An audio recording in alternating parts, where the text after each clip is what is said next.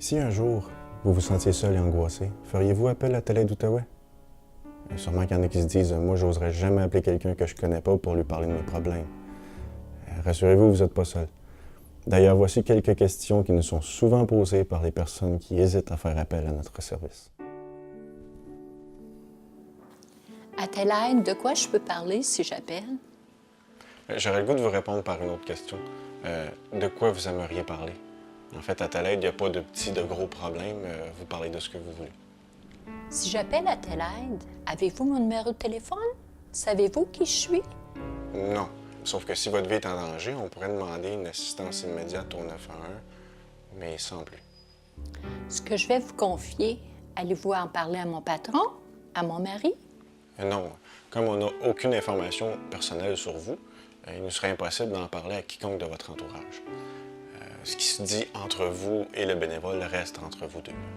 Est-ce que ça se pourrait qu'on me rappelle chez moi? Non plus. En fait, à moins que vous laissiez votre prénom et téléphone sur le répondeur, là, on n'appelle personne. Merci d'avoir répondu à mes questions. Je comprends mieux maintenant. Si jamais je décide d'appeler Telaide, comment ça se passe? En fait, ça se passe comme tu l'aimerais, c'est-à-dire selon ton besoin. Tu n'as pas à t'identifier, tu parles librement de ce qui ne va pas. Il n'y a aucun suivi pour aucune attente. Ce que je vous dis pendant la conversation au téléphone, est-ce que c'est enregistré? Non, c'est pas enregistré.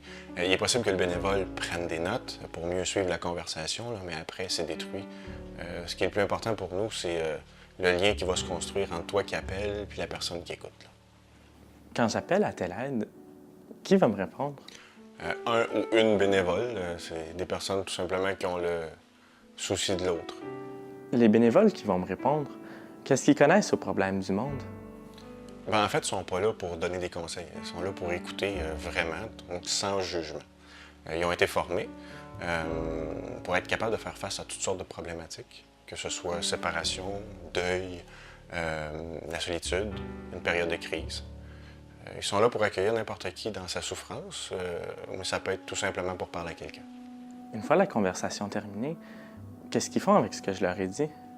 En fait, pour nous, là, on vit dans le ici-maintenant. Ce qui veut dire que quand l'appel est terminé, c'est terminé. Il n'y a pas de suivi, il n'y a pas de dossier, tout simplement. Ah, OK, ça me rassure. Merci beaucoup.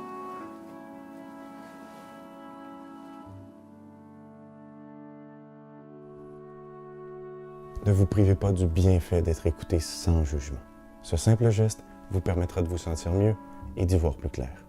Et si une fois ne suffit pas, rappelez-nous.